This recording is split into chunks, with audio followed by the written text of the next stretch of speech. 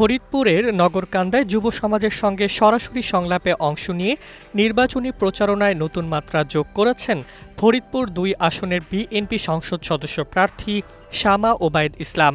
শনিবার সন্ধ্যায় নগরকান্দা উপজেলার জঙ্গুরদিতে আয়োজিত এক অনুষ্ঠানে প্রধান অতিথির বক্তব্যে তিনি তরুণদের নানা প্রশ্নের জবাব দেন এবং আগামী পরিকল্পনা তুলে ধরেন।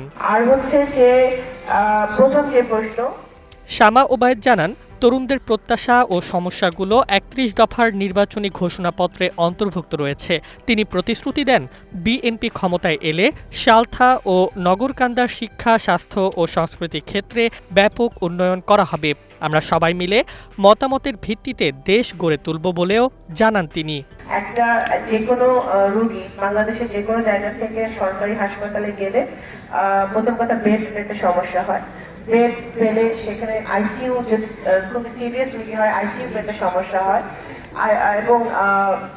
এবং যেই কস্ট মানে যেই স্বাস্থ্য সেবার যেই মূল্য, সেই মূল্যটা এত বেশি যে আমাদের আপামর জনতা সেটা অ্যাফোর্ড করা বা সেটা অনেক সময় বেশিরভাগ সময় সম্ভব হয় না। বিদেশ থেকে দেশে রেমিটেন্সের টাকা আসে নিরাপদে।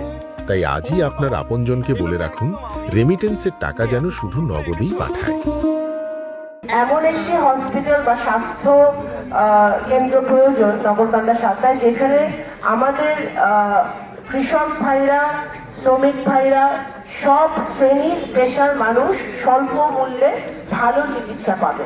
সেই জায়গাটা থেকে আমি মনে করি যে আমাদের খুবই জরুরি নগরকান্দা শাখায় একটা ভালো স্বাস্থ্য সেবা, একটা ভালো হসপিটাল, যেখানে ২ উপজেলা মানুষই সেবা নিতে পারবে, তারা সাহায্য পাবে, যেখানে আইসিইউ একটা থাকবে, আইসিইউ বেড থাকবে, যেখানে।